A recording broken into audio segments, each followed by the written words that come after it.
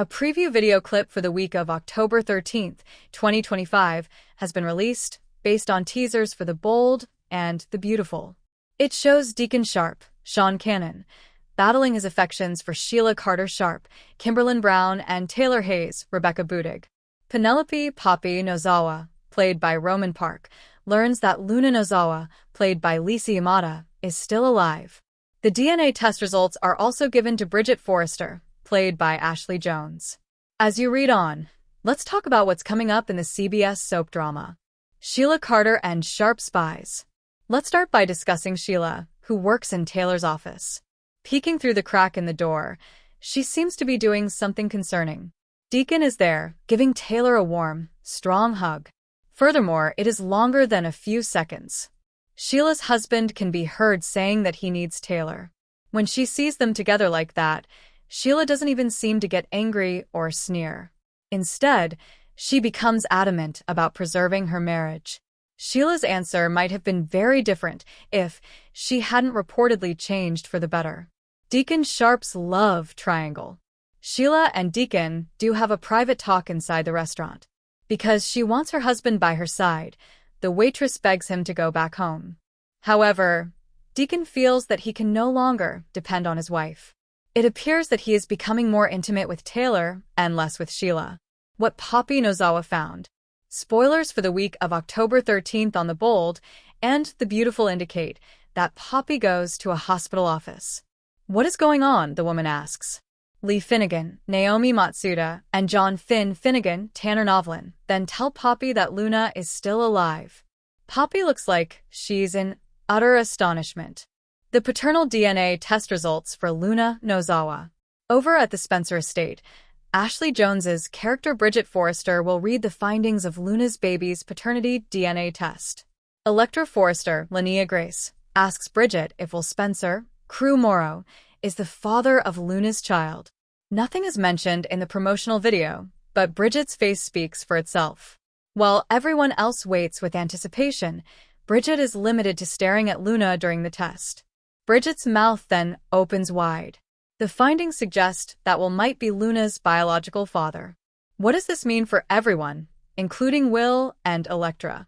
Furthermore, how will Bill Spencer, Don Diamont, and Katie Logan, Heather Tom, handle the girl who is expecting their grandchild? The fluorescent lights of the hospital corridor hum quietly as Penelope Poppy Nozawa clutches her handbag close to her chest, her fingers trembling as if her nerves might split her open from the inside. The last time she was here, she was forced to identify Luna's personal belongings, a locket, a bracelet, and that tiny notebook she carried everywhere. Poppy had buried her grief deep beneath a polished mask of composure, convincing herself that silence was the only way to survive. But now, Dr. Lee Finnegan's cryptic message has brought her back. Lee wouldn't say much over the phone, only that Poppy needed to come in person, and that it concerned Luna. The tone in Lee's voice wasn't clinical, it was emotional. And that alone made Poppy's breath falter as she stepped into the cardiac wing, her heels clicking like ticking clocks counting down to something life-changing. Dr. Finnegan will see you now, the nurse says softly, leading her down a narrow hallway. The air smells faintly of antiseptic and lavender. At the door marked Consultation Room 3, Poppy pauses, gathering herself. She expects paperwork, another medical report, maybe an update about DNA tests confirming what she already knows. But when she opens the door, her world shatters into impossible color. Because standing there, fragile, pale, but unmistakably alive, is Luna Nozawa. Luna's return, the reunion no one could have imagined. For several seconds, no one moves. The hum of the air conditioner and the faint beeping of the monitor fill the silence. Luna's wide eyes meet her mother's, and time seems to stop. "Mom," she whispers, her voice raw and uncertain, as if saying the word out loud might make the moment vanish. Poppy staggers backward, her breath catching in her throat. No, this isn't real," she stammers, clutching the edge of the desk. Lee steps forward gently, her tone calm but firm. "It's real, Poppy. She's here. She survived." The words hit like a tidal wave. Poppy's knees nearly give out as she crosses the room in a blur, her hands shaking as she cups Luna's face. How? How is this possible? She cries, her voice breaking. They told me you were gone. They said. I was. Luna interrupts softly, tears welling in her eyes. For a long time I thought I was. As Finn enters the room, he explains what happened. How Luna had been found several weeks ago in a remote coastal area, disoriented and suffering from amnesia after a head injury. A passing fisherman had brought her to a small clinic outside San Pedro, where she'd been treated under the name Nora Tanaka. It wasn't until the hospital transferred her records for a specialist review that Lee recognized the blood markers, the match that revealed Luna's true identity. A mother's guilt, Poppy's emotional collapse. The reunion isn't pure joy. Poppy's relief quickly spirals into guilt. Guilt for not fighting harder to keep the investigation open. Guilt for letting herself believe that her daughter's light could be extinguished so easily. She presses her forehead to Luna's and sobs, I stopped looking for you. I gave up. What kind of mother does that? Luna shakes her head weakly. Mom, you didn't give up. You just survived. You did what you had to do.